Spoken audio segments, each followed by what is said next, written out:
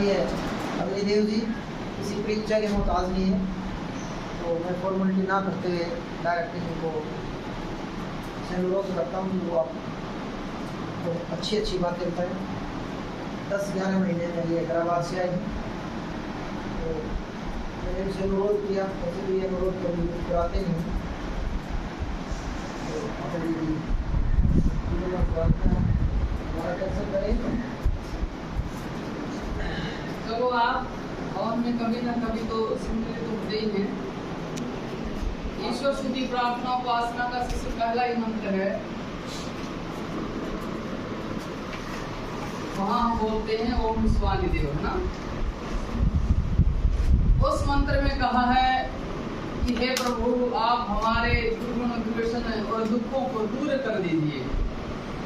ये वेद का मंत्र है, क्योंकि मनुष्य जन्म मिला है तो इस जन्म में दुर्गुण दुर्व्यसन दुख आने निश्चित हैं, आएंगे, चाहे आप हैं चाहे मैं हूं। जीवन में कोई दोष आ जाए तो अपने को इतना नीचा नहीं गिराना चाहिए कि हम उठ ही ना सके। फिर परमात्मा से प्रार्थना करो, फिर एक नई शुरुआत करो। तो इस मंत्र का यही अर्थ रहेगा कि हमारी सारी बुराइयां, सारे दुर्गुण, सारे दुर्व्यसन, सारे दुख दूर हों, और इस संसार में जितनी भी अच्छाइयां हैं, जितनी भी अच्छे गुण कर्म स्वभाव हैं, वो सब हमें प्राप्त हों। आज वेद मंत्र सुनना, आप सुनते तो रहते ही, ठीक है।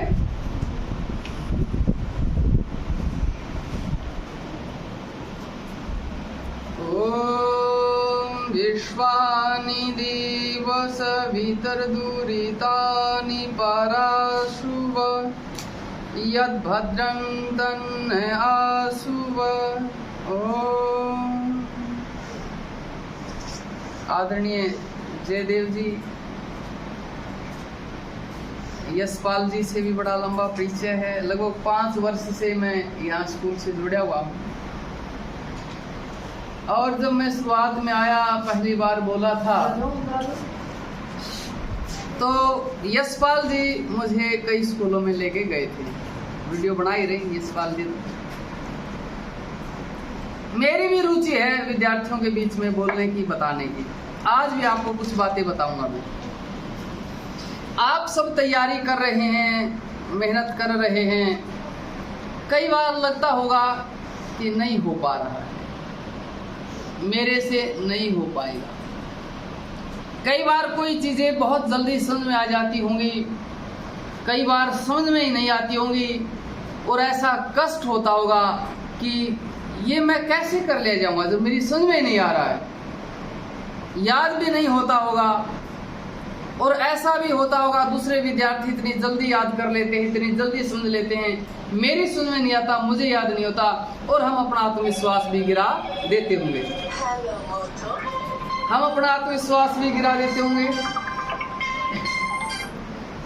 अब इसको साइलेंट करना तो चाहा था, पर इसकी मैंने भी कम सी जानकारी हो है नहीं साइलेंट। इसको एक बार फ्लाइट मोड पर कर देता हूँ। हाँ, ये ठीक रहेगा सर।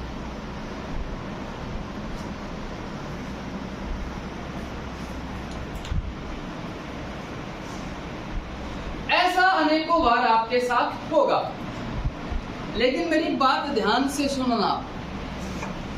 पहली बात कि अपने आप को कभी निराशा में नहीं लेके जाना है। कोई चीज़ समझ में नहीं आई, कोई चीज़ याद नहीं हुई, कोई चीज़ आपसे हो नहीं पा रही, तो अपने आप को निराशा में नहीं लेके जाना। कैसे? चलो कोई उदाहरण से बताता हूँ। आप में से लगभग मोटरसाइकिल चलाते होंगे, साइकिल तो सभी चलाते होंगे, और गाड़ी में भी सभी जाते ही हैं। एक व्यक्ति जो मोटरसाइकिल पर चल रहा है, जा रहा है, या गाड़ी से जा रहा है, वो अपनी स्पीड 70, 80, 90 की नहीं रख पाता कि मेरा मोटरसाइकिल 90 पे चलता है। जैसे मैं मोटरसाइकिल रखता हूँ, वैसे मोटरसाइकिल तेज गति में नहीं चलाना चाहिए, पर मैं चला लेता हूँ। मेरा मोटरसाइकिल हमेशा 90 की स्पीड में नहीं चलता है। ऐसा भी होता है कि वो 80 आ जाता है, ऐसा भी हो जाता है कि वो 70 पे आ जाता है, ऐसा भी होता है कि 20 की आ जाती है, और ऐसा भी हो जाता है बिल्कुल 0 हो जाती है, रुक जाता है। कहीं फाटक आ गई, कहीं बत्ती आ गई, कहीं ब्रेकर आ गए, कहीं गड्ढे आ गए, है ना, और कहीं सांप आ गया तो दौड़ा भी दिया। क्या जब मेरी गति रुक जाती है तो क्या मैं अपना ये सोच लेता हूँ कि नहीं बंद करूं मेरी यात्रा? क्या मेरी गति जब 90 से सीधी 20 पे आ जाती है, क्या मैं मेरी यात्रा रोक देता हूं? बिल्कुल नहीं रोकता। जब मेरी गति 90 से 80 पे आती तब गति नहीं, मैं यात्रा नहीं रोकता, मैं यात्रा निरंतर जारी रखता हूं। हटेंगे गड्ढे भी हटेंगे, बत्ती भी हटेगी, फाटक भी खोलेगी और फिर गति पकड़ी जाएगी। जीवन में इस बात को याद रखना, जीवन की जो ये यात्रा है, इस यात्रा में आप सदा तेज गति से नहीं दौड़ सकते। आप दौड़ेंगे, कभी कम होंगे, कभी ज्यादा होंगे, ये उतार चढ़ाव जीवन में चलता रहे। आज समझ में नहीं आया, कोई बात नहीं, प्रयास करते रहेंगे, बाद में समझ में आ जाएगा, है ना। आप जिस समय दूसरी तीसरी कक्षा में पढ़ते थे वो चीज आपकी समझ में नहीं आई होगी, आप दूसरी तीसरी वालों को आराम से पढ़ा लेते हैं, है ना। तो इसीलिए जो आपसे हो रहा है, आप अपनी यात्रा मत रोकिए, अपना पुरुषार्थ, अपनी मेहनत मत रोकिए, लगे रहिए, आपको सफलता निश्चित रूप से मिलेगी। दूसरी बात, कई बार होता क्या है, हमें एक दूसरे से थोड़ा द्वेष सा होने लगता है। जब साथ के कंपटीशन के बच्चे होते ना, कि ये मुझसे आगे निकल रहा है, इसने याद कर लिया, आज मैं सुना नहीं पाया, आज मेरी समझ में नहीं आया, आज इसकी समझ में आ गया है, देखो इसने कितनी जल्दी जवाब दे दिया, मुझसे जवाब ही नहीं दिया गया है। ऐसा वो जो आपके अंदर वो जो चीज आएगी, वो आपकी कहीं ना कहीं शक्ति का नाश करेगी। वो आपकी जो मेहनत है, आपका जो उत्साह है, आपको जो आत्मविश्वास है, उसको गिराएगी वो। ऐसे भाव मत आने दे, ऐसे भाव। मान लीजिए ऐसा हो जाता है, चिड़िया कभी बाज से कंपटीशन नहीं करती, उसको पता है ये बाज है, मैं चिड़िया हूं, लेकिन हमारा लक्ष्य तो एक ही है, वो अपने लक्ष्य पर जा रहा, मैं अपने लक्ष्य पर जा रही, है ना। कभी एक दूसरे से कंपटीशन नहीं करते, खुद से ही कंपटीशन हो कि मैं आज कितना बेहतर कर रहा हूं, मैं कितना बेहतर कर पा रही हूं, खुद से ही हो सब। अब होता क्या है, ये जो बच्चे हैं, ये जन्म जन्मांतर के खेल हैं। जो एक बच्चा इतना मेधावी होता है, दूसरे के समझ में नहीं आता है, ये जन्म जन्मांतर के खेल होते हैं। लेकिन जो मेहनत करेगा वो एक दिन अवश्य सफल, पक्का होगा सफल, कोई चूक नहीं इसमें। लेकिन सबसे मुख्य है आपका आत्मविश्वास। ऋषि लिखते हैं, जब श्रद्धा और उत्साह है तो मेधा की क्या जरूरत है, विलक्षण बुद्धि की कोई जरूरत नहीं है। यदि आपके अंदर श्रद्धा है और आपके अंदर उत्साह है, और इसी लिखते हैं बुद्धिमान तो है, मेधा तो है, पर श्रद्धा और उत्साह नहीं है, तो फिर वो मेधा किस काम की। तो कहने का भाव ये है, आपकी अपने कार्य में रुचि है कि मुझे ये करना है, आपकी उसमें श्रद्धा है और आपके अंदर उत्साह भी है, मैं करूंगा। उत्साह कैसे होता है, मान लीजिए आप घर में हैं, कुछ आपको कार्य करना है, जैसे कुछ खिलाड़ी हैं, उनको कह दिया जब एक ग्राउंड तैयार कर लो, अच्छे खिलाड़ी, उनको बड़ी रुचि होती है, ग्राउंड तैयार करेंगे, कुछ और काम दे दिया आपकी रुचि का, बड़ी रुचि से काम करेंगे, है ना। मुझे किसी ने बताया, आचार्य जी ने बताया कि पुस्तक की सिलाई ऐसे करनी चाहिए, तो मेरे अंदर ऐसे उत्साह कि अभी करके देखूं इसको। तुरंत मैंने, हालांकि मुझे कुछ और कार्य करना था, लेकिन मेरे अंदर उत्साह इतना था कि अभी करके देखो कैसे इसको सिला जा सकता है। एक उत्साह है आपके अंदर पढ़ने का कि आज इतना करना है, तो फिर आप कर ले जाएंगे। कोई कहे जी मुझसे तेज गति से मैं जल्दी जल्दी याद नहीं कर पाता, मेरी जल्दी जल्दी समझ में नहीं आता, तो इसके बारे में भी ऋषि लिखते हैं, कहते एक चींटी धीरे धीरे चलती है और योजनों दूरी तय कर लेती है, और गरुड़ यदि ना चले तो एक कदम भी आगे बढ़ नहीं पाएगा। यदि आप प्रयास करने के लिए तैयार हैं, आप पुरुषार्थ करने के लिए तैयार हैं, आप मेहनत करने के लिए तैयार हैं, तो आप एक दिन बहुत बड़े लक्ष्य को प्राप्त कर लेंगे। लेकिन ऋषि एक बात और लिखते हैं, कहते हैं एक दिन भी नागा नहीं करना है। नागा का मतलब है एक दिन भी अपने कार्य में आपको रोकना नहीं है। चाहे थोड़ा पढ़ो पर पढ़ना जरूरी है भाई, चाहे एक पंक्ति याद करो, ठीक है ना, पर करना जरूरी है। छुट्टी नहीं मारनी है, काम नहीं छोड़ना है। तो आप जब ऐसा करेंगे तो धीरे धीरे परमात्मा भी आपके अंदर प्रेरणा करेगा। जितने आपने साइंटिस्ट देखे होंगे वो ज्यादा पढ़े लिखे नहीं थे, कोई 10वीं फेल है, कोई गेट कीपर है, कोई कुछ है ऐसे ही वो लगते हैं और उसी चीज में लगे रहते हैं, लगे रहते हैं, लगे रहते हैं, और ईश्वर परमपिता परमात्मा उनके अंदर प्रेरणा करता है और वो उस चीज में दक्ष हो जाते हैं। मुख्य बात किसकी, आप जो साइंटिस्टों की जीवनी आप पढ़ेंगे, जो आज के समय में प्रचलित हैं, हमारे महापुरुष तो ईश्वर से समाधि लगा के बातचीत किया करते। इन लोगों के अंदर भी ईश्वर ही प्रेरणा करता है, उस चीज को जान लेते हैं। एक कहता है कि जब सूक्ष्मदर्शी की खोज की गई तो कहता है मैं घंटे घंटों ऐसे एक जगह अपनी निगाहें रख के वो चेंज करता रहता था, और लोग मुझे सनकी बोलते थे कि सनकी हो गया, घंटों घंटों। ऐसे आपके अंदर हो कि मुझे करना है, समझ में नहीं आया, कल समझेंगे, परसों समझेंगे, ठीक है। लेकिन विद्या किसको आती है, इसके बारे में ऋषियों ने बताया। अहेरि वगणाद वितय सम्माना नरकादि वै राक्षसी भय इव स्त्री भय स विद्या अधिगच्छति। विद्या किसको आई, ऋषियों ने क्या कहा कि विद्या उसको आएगी जो जन समूह से सांप की तरह डरेगा। लोगों से किसकी तरह डरेगा, सांप की तरह। सांप कैसे डरता पता तुम्हें, जैसे उसे आवाज सुनाई देती है तो घुस जाता है। लोगों की आवाज सुनाई दी जाए तो वो कहाँ घुस जाता है, बिल में घुस जाएगा और घुस जाएगा, सामने नहीं रहता ना सांप, है ना। तो कहा विद्यार्थी भी व्यक्तियों को देख करके घुस जाए। क्यों कहा, क्योंकि किसी के साथ गप नहीं मारनी है, किसी के साथ इधर उधर की बातें नहीं करनी है, अपना सारा समय विद्या में लगाना है। यदि आपने इधर उधर की बातों में रुचि ली, लोगों की बातों में रुचि ली, गप मारने में रुचि ली, तो विद्या आपको नहीं आएगी।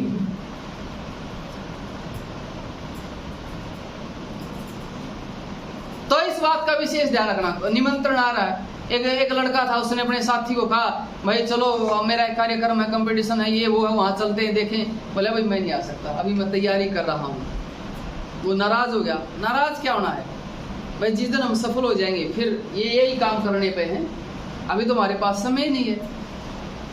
तो लोगों के बीच में ज्यादा नहीं रहना है, विद्यार्थी पढ़ाई में लगा रहे। फिर कहा सम्मान से नरक की तरह डरता रहे। विद्यार्थी सम्मान से नरक कहते दुख को, इतना बड़ा दुख मिल जाएगा मुझे सम्मान मिल गया तो। ये बात क्यों कही, मान लीजिए कोई बात आपको समझ में नहीं आई, विद्यार्थी पूछते हुए महसूस करता कहीं मेरी बेइज्जती ना हो जाए, किसके ये भी समझ में नहीं आई, कहीं मेरा अपमान ना हो जाए।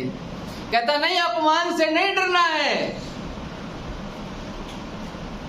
सम्मान को तो नरक की तुल्य समझो, अपने सम्मान को बनाए रखने की जरूरत नहीं है। कोई चीज समझ में नहीं आई तो उसे पूछो। अध्यापक ने समझ में नहीं आई तो अपने मित्र से पूछो, नहीं ये मेरे से ज्यादा होशियार हो गया क्या, या मेरे से ज्यादा होशियार होगी, मैं नहीं पूछती इससे, ये मेरे ज्यादा बड़ी होगी ना। कहते अरे इस सम्मान के चक्कर छोड़ दे, जिसे जो मिलता वो ग्रहण कर ले। अध्यापक से नहीं तो अपने मित्र, अरे भाई तेरे समझ में आएगा उससे पूछ ले, है ना, आपके बराबर का होगा ना जिससे तुम्हारा कंपटीशन रहता है। ये नहीं सोचना कि मैं इससे पूछूं, नहीं नहीं, अरे बता भाई मेरे नहीं आ, तू बता दे। प्यार प्रेम से, द्वेष नहीं रखना आपस में। और तीसरे नंबर पर कहा राक्षसी भय व स्त्री भय, कहता है स्त्री से ऐसा डरते रहे जैसे राक्षसी डरे। ये भी बहुत गंभीर बात ऋषियों ने लिखी है। यहाँ पर ब्रह्मचर्य की बात कही है। क्या बात कही है, ब्रह्मचर्य की। कहता है जैसे राक्षसी अच्छे कार्य में विघ्न डालती है, राक्षस लोग अच्छे कार्य में विघ्न डालते हैं, इसी तरह लड़की लड़के से संपर्क ना करे अनावश्यक है, और लड़का लड़की से अनावश्यक संपर्क ना करें, आपके कार्य में आपकी पढ़ाई में विघ्न पैदा कर देंगे। ब्रह्मचर्य का पालन करें। आप ब्रह्मचर्य का पालन कर रहे हैं, मेहनत कर रहे हैं, लगे हुए हैं, तो आपकी पढ़ाई में गति बन जाएगी। लेकिन कुछ विद्यार्थी कहते हैं जी क्या करें, मन में पता नहीं कौन कौन से क्या क्या विचार चलते रहते हैं, पढ़ाई में मन ही नहीं लगता, क्या करें। पढ़ाई में मन कैसे लगे, इस पर विचार करते हैं। मन लगने के लिए कुछ चीजें होनी जरूरी है। इनके लिए क्या क्या होना जरूरी है, आपका लक्ष्य निश्चित होना चाहिए, आपकी समय सीमा निश्चित होनी चाहिए और उसके साथ में दंड निश्चित होना चाहिए, तो आपका पढ़ाई में मन लग जाएगा। कैसे? आप सभी बस से आते हैं क्या? पास का बस से कुछ बस से आते। चलो मान लीजिए एकाग्रता कब होती है? आप एक आध बार तो लेट उठते ही होंगे, लेट उठे होंगे एक आध बार, और आपने पता बस का टाइम है, बस आनी है, लेकिन आप लेट उठे हो, स्कूल में जाना जरूरी है, नहीं जाएंगे तो दंड मिलेगा, माता पिता छोड़ के आएंगे। तो जब आप लेट उठे हो, बस आने वाली है, तो आप सब कार्य जल्दी जल्दी निपटाते हैं, जल्दी जल्दी खाएंगे, जल्दी जल्दी नहाएंगे, जल्दी जल्दी अपने तैयार हो जाएंगे। ऐसा होगा कि नहीं होगा? उस समय कोई आपको कहे कि देखो ये फोन में कितनी बढ़िया चीज आई है, देखो दिखाएं तुम्हें, अरे नहीं नहीं आके देखेंगे, अभी टाइम नहीं है, अभी मुझे तैयार होना है। आपका ध्यान घड़ी पर रहेगा, आप 10 मिनट रह गई हैं या 5 मिनट रह गई हैं, अब बस आने वाली है। ऐसा होगा कि नहीं होगा? क्यों? आपकी फालतू चीजों पर कहीं ध्यान नहीं है, आपका ध्यान बस घड़ी पर है, अपने बस की ओर है, क्योंकि आपका लक्ष्य निश्चित है, आपको स्कूल जाना है, आपका समय निश्चित है कि मेरे पास मात्र 20 मिनट है, 20 मिनट में बस आने वाले हैं, और साथ में दंड भी निश्चित है कि फिर घर वाले कहेंगे, तो फिर एकाग्रता बन जाती है। तो जीवन में सफल होना है तो उसके लिए ऐसी समय सीमा निर्धारित करें, समय सीमा निर्धारित करें। और मैं तो कहता हूं, अभी कुछ दिन पहले मैंने भी कुछ करना था, पढ़ाई करनी थी, मैंने लक्ष्य निर्धारित किया कि 1 महीने में पूरा करूंगा इसे, ठीक है। 1 महीने को फिर मैंने 1 दिन में बांटा कि 1 दिन में मैं इतना करूंगा, तब 1 महीने में कर पाऊंगा। 1 दिन में फिर मैंने घंटे देखे, मेरे पास घंटे इतने हैं, और 1 घंटे में इतना करूंगा तब 1 दिन में हो पाएगा। फिर 1 घंटे को मैंने बांटा कि मुझे 20 मिनट में इतने कर लेने पड़ेंगे, तब 1 घंटे में पूरा होगा। तो ऐसे बांट के जब मैं एकाग्र हुआ तो मैं अपने उस लक्ष्य को प्राप्त कर पाया। और बड़ी बाधा क्या है? ऋषियों से पूछा कि बर्बादियों में बड़ी बर्बादी क्या? तो ऋषि लिखते हैं समय की बर्बादी। क्या बर्बादी? समय की बर्बादी। और समय की बर्बादी क्या करता है पता है तुम्हें? किससे समय सबसे ज्यादा बर्बाद होता, बताओ, बोलो। सबसे ज्यादा समय कहाँ बर्बाद होता है हमारा? किसमें? मोबाइल में।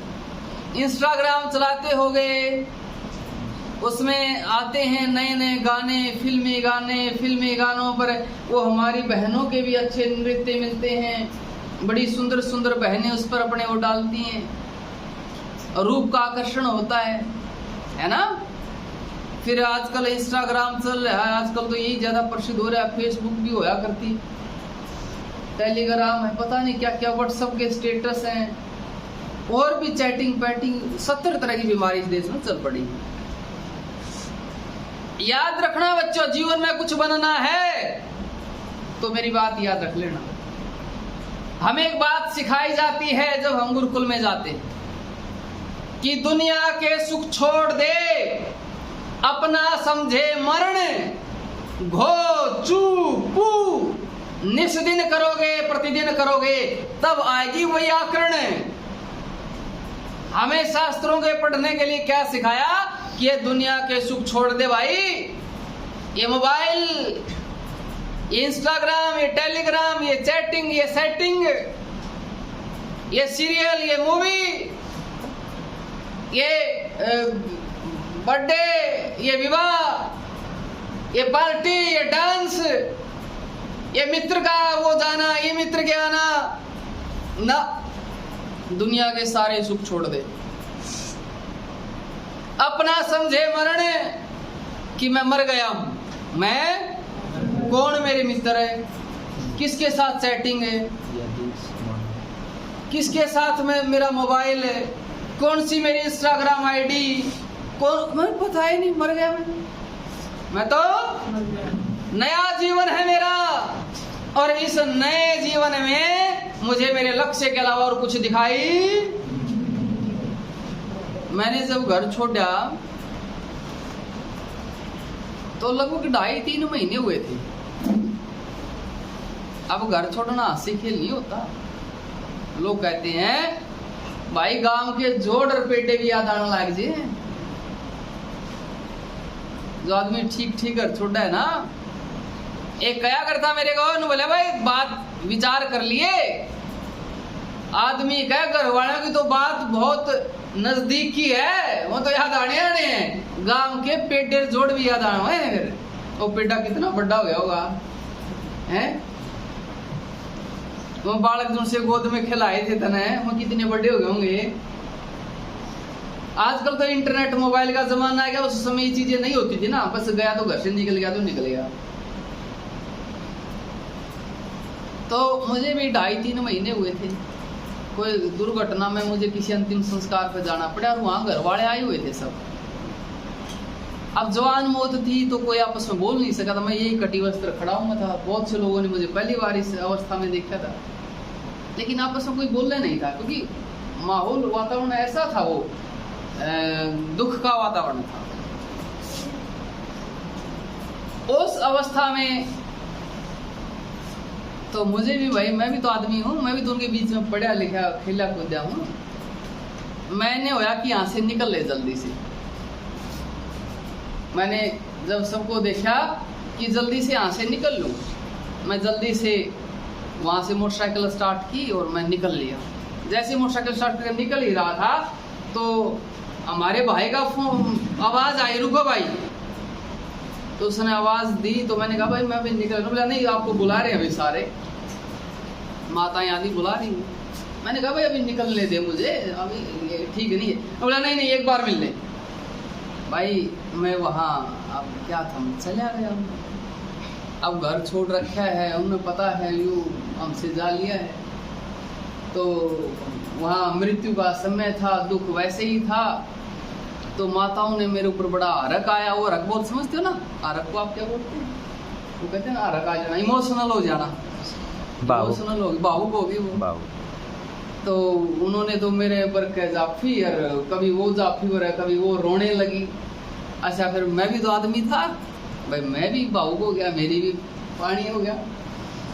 तो होते होते मैं जैसे ही कुछ देर बाद वहाँ से निकल गया, गुरुकुल में आ गया। तो गुरुकुल में आके घर की याद आ गई कि भाई गलत आएगा तो सब कुछ छोड़ गए, अरे ठीक है नहीं है, चल वापिस, बहुत हो लिया। अब तू इतना पढ़ाया लिखाया बड़ा करया, तू सब ने छोड़ आया, चल वापिस चल। लेकिन उस समय पढ़ता था जैसे तुम्हारा लक्ष्य है ना, ऐसे मेरा लक्ष्य था, मेरा एक टारगेट था कि मुझे इसे पूरा करना। मुझे स्टडी का टारगेट था मेरा उस समय का, वो टारगेट रुक रहा मेरा। आप घर की याद आओ तो कैसे स्टडी सूत्र याद हो गई ना, घर के मेरे तो बार बार विचार आए। लेकिन मैं परमात्मा से प्रार्थना करता रहा कि प्रभु मैं फंस रहा हूँ, निकालो। याद करना चाह रहा हूँ, याद नहीं हो रहा, मैं तो एक सूत्र मुश्किल अटक रहा मेरे। तो परमात्मा से प्रार्थना करते रहा। तो प्रिय विद्यार्थियों, मुझे बड़ा आश्चर्य हुआ कि तीसरे दिन अचानक विचार आया, भाई जो वो था ना वो तो मर लिया, ये तो नया जन्म है। अब मान लीजिए तू मर चुका होता तो फिर तेरे माता पिता फिर भी तो इन्हें जिएगा तो रहना था। जैसे ही मेरे मन में ये विचार आया, जैसे आंख में कुछ घुस रहा हो ना और एकदम निकलने पर शांति पड़ती है, मुझे ऐसी शांति पड़ी थी। वो दिन है, आज दिन है भाई, दोबारा मेरे घर की याद नहीं आए, ना मेरी दोबारा कोई इच्छा हुई। अरे मर चुके हम तो, ये तो नया जन्म है।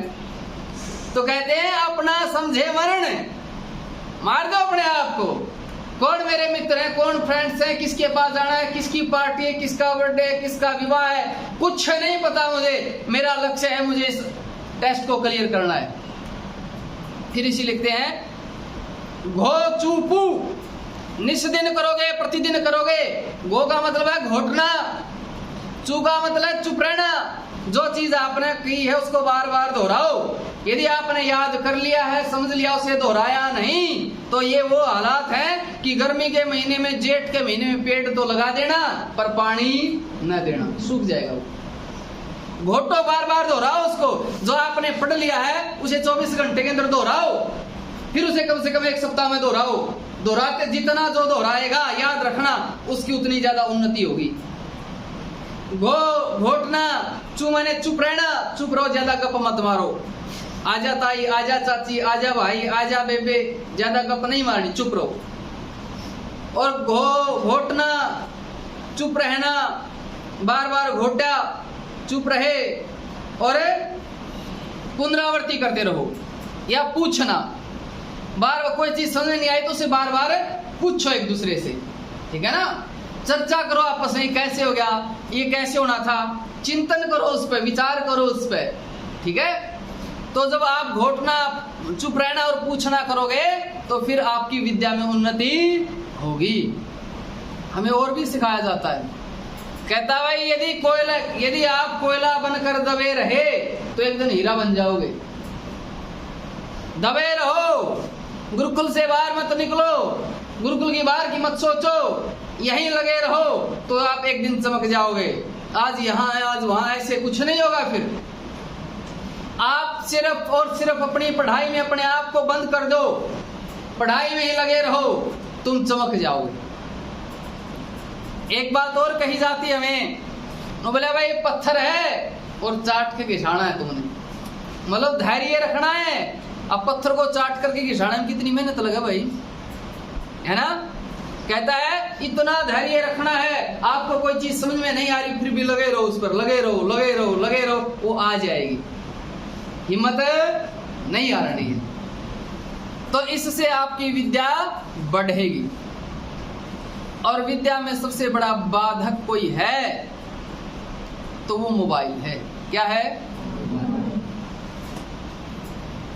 अभी मैं किसी के घर में था, एक छोटा सा बच्चा, छोटा बच्चा कितना बच्चा बताऊं कि वो बोलना ही सीखा होगा, मतलब स्कूल में उसकी प्रथम स्टेप उसका जाने का।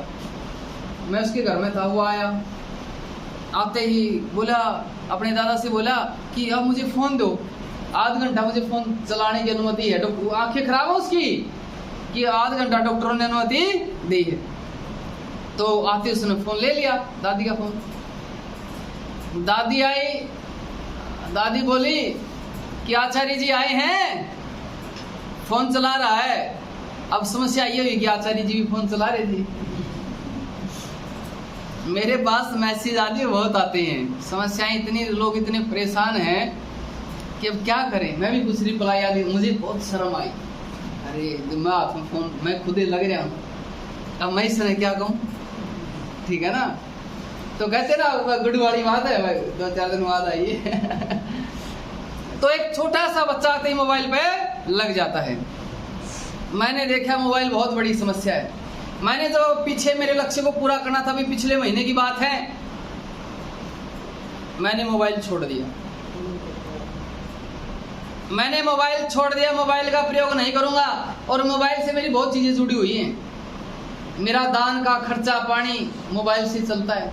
अब उनको धन्यवाद भेजना है, कहना दान भेज दे, कोई रिप्लाई ही नहीं जा रही। मेरे YouTube है, YouTube से भी वीडियो आदि डालना, बहुत से कहा। मैंने कहा अरे ये मोबाइल, ये सारे सौदे यहीं रह जाएंगे, आप अपनी आत्मा का उद्धार कर लें पहला, ठीक है ना। तो ये मोबाइल आपने छोड़ा, मैंने सोचा कि वैसे छोड़ दूं, वैसे रखने की कोशिश की, फिर प्रयोग कर लिया। तो मैंने क्या किया, आचार्य जी को जमा करवा दिया, लो आचार्य जी ये मोबाइल हमने परेशान करे, इसको छोड़ो। मुझे बीच में बहुत जरूरत पड़ी, मोबाइल की आवश्यकता पड़ी, लेकिन नहीं भाई नहीं करेंगे, नहीं किया प्रयोग। लक्ष्य पूरा किया, फिर मोबाइल का प्रयोग किया, तब तो प्रयोग ही नहीं किया। अब भी मैं जल्दी ही प्रयास में हूं कि अपने व्हाट्सएप पे आदि पर लगा दूंगा। मैं सप्ताह में 1 दिन मोबाइल का प्रयोग करूंगा, सिर्फ रविवार के दिन वीडियो डालनी, कोई बात करनी है। सप्ताह में 1 दिन, ज्यादा मोबाइल का प्रयोग नहीं किया। हर दिन पता ही नहीं लगता कहाँ समय चला जाता है, कब समय चला जाता है। अरे मैं सोचता हूँ, एक आप कभी सोचना, जब पढ़ना बैठते थे ना, आप 15 मिनट में बहुत कुछ कर लेते हैं हम, जब हम ठीक से पढ़ना बैठते हैं तो। और 15 मिनट का क्या, हमें घंटों का पता नहीं चलता मोबाइल में कहां चले जाते हैं। जिस बच्चे ने उन्नति करनी है, जिस बच्चे ने अपने आप को टॉप लेके आना है, जिस बच्चे ने माता पिता के सपने पूरे करने हैं, जिस बच्चे ने अपने आप को सिद्ध करना है, तो आज ये संकल्प ले लो कि मैं मोबाइल का प्रयोग नहीं करूंगा। यदि किया तो घर वालों के पास करूंगा, माता पिता के पास बैठ के, मान लीजिए कोई चीज देखनी है, कोई गूगल पर सर्च करनी है, उस उद्देश्य से मैंने तो मेरा इंस्टाग्राम है, मेरी फेसबुक है, मेरा टेलीग्राम सब हटा रखे। हटा रखने का मतलब है वो एप्लीकेशन हाइड होती है ना, वहां कर रखे हैं। कई एप्लीकेशन मैंने साइड में कर दिए, मेरे मैसेंजर, फेसबुक, क्यूरैक और एप्लीकेशन थी सब हटा दिए। अरे इनके पीछे अपना जीवन क्यों बर्बाद करें भाई हम, ठीक है ना। तो आपने मुख्य मोबाइल का भी ध्यान रखना है और आज से ही अपना लक्ष्य सेट करो, मुझे ये करना है, आज इतना करना है और इतना निपटाना है। ऐसे करके जब आप करेंगे आपको आनंद भी आएगा, आपका उत्साह भी बढ़ेगा। जिस कार्य को आप आध घंटे में कर सकते हैं या 25 मिनट में कर सकते हैं, उसे थोड़ा ज्यादा समय लें। आध घंटे में कर सकते हो उसके लिए 40 मिनट निर्धारित करें, जिसको आप 25 मिनट में कर सकते हो उसके लिए 30 मिनट निर्धारित करें कि इतने मिनट में मुझे कर लेना है। फिर आपका उत्साह बढ़ेगा, आपको अच्छा लगेगा, आपकी रुचि होगी। और चरित्र का, ब्रह्मचर्य का विशेष ख्याल रखना है। इस आयु में बच्चों का आपसी आकर्षण बहुत बढ़ता है, हार्मोन चेंज होते हैं, एक दूसरे के प्रति लगाव होता है, उस लगाव से अपने आप को बचाना है। जो बच्चा अपने लक्ष्य में लगा रहेगा वो इन लगावों से बच जाएगा। जो बच्चा मोबाइल से दूर रहेगा वो इस प्रकार के लगाव से, इस प्रकार के अट्रैक्शन से बच जाएगा। जो बच्चा अपना लक्ष्य निर्धारित नहीं करेगा, प्रतिदिन लक्ष्य में लगा नहीं रहेगा, जो बच्चा मोबाइल पकड़ेगा वो इस अट्रैक्शन से नहीं बच पाएगा। समझ गए ना। तो इन बातों का आप ध्यान रखेंगे, बढ़िया चरित्रवान, बढ़िया ब्रह्मचारी रहेंगे तो आपकी बहुत उन्नति होगी। मोबाइल एक बड़ी बीमारी है, इस बीमारी से जो अपने आप को बचा ले जाएगा उसका जीवन पार है।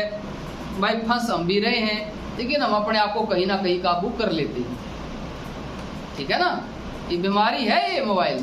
मैं कहता हूँ गुरुकुल में मोबाइल ही नहीं है बच्चों के पास, गुरुकुल में बच्चों के पास मोबाइल ही नहीं है। और पढ़ना पता कितना पड़ता है, 2:30 बजे उठ लेते हैं, 3 बजे उठ लेते हैं, रात को 9-10 बजे सोते हैं, पूरा दिन लगे रहते हैं। तुमसे तो ज्यादा मेहनत करनी पड़ती है, ना घर ना बार ना कुछ नहीं। गुरुकुल में हमेशा पढ़ाई का ही, हमारे पास तो पढ़ने का समय कम रहता है, हवन संध्या व्यायाम आदि काम में चला जाता है। हम चाहते कि और समय मिल जाए, और समय मिल जाए। बच्चे यहाँ तक है दौड़ते समय भी हाथ में किताब रखते कि दौड़ते दौड़ते कुछ टाइम ये मिल जाए, इसको दोहरा लूं मैं। अब आप इतना कर ले जाए तो आप तो टॉपर हो जाएंगे, तुम तो कुछ बनोगे। हमने क्या, हमने कोई नौकरी थोड़ा मिलनी है, हमको अफसर थोड़ा बनने, फिर भी पढ़ना कितना पड़ता है। बच्चे हैं, मेरा अलार्म भी लगभग 3:30 बजे का, पर कई बार ऐसा है मैंने विद्यार्थी, हम साथ वाला बैच मैंने कह रखा है उठा दिया करो, बच्चे आ लेंगे और अपने विद्यार्थी हैं, हाँ गुरुजी, हाँ भाई ठीक है उठिए भाई, मैं उठूंगा। मान लीजिए डीलर है, जब दिखा ना लाइट नहीं चाहिए, फिर दूसरा आ लेगा, गुरुजी हाँ भाई ठीक है उठिए भाई, फिर उठना पड़े, ठीक है ना। तो बच्चे इतनी अपनी लगन से, उनको कोई कहने वाला नहीं है, हमारे कोई रिजल्ट नहीं आनी, हमारी कोई मेरिट नहीं आनी है, हम अपनी लगन से लगते भाई करना है। आप भी ऐसे ही लगो कि करना है और चरित्र का ख्याल रखो। ब्रह्मचर्य पे ज्यादा तो नहीं बता पाया, मोटा मोटा आप लोगों को बताया है, ठीक है ना। मोबाइल तो दूर रह गए तो ब्रह्मचर्य वैसे ही पालन हो गया, बस मोबाइल तो दूर हो गए, अपने लक्ष्य में एकाग्र हो गए तो ब्रह्मचर्य वैसे ही सिद्ध हो जाता, फिर जरूरत ही नहीं किसी चीज की, ठीक है ना। तो आपके मन में कोई प्रश्न हो, कोई बात हो, कुछ पूछना चाहते हो तो पूछ सकें।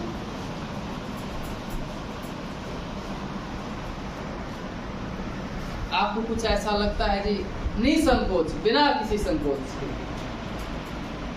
बिना किसी संकोच के आप पूछ सकते हैं जी, हमें बताओ ये बात है समझनी है, ये बात जान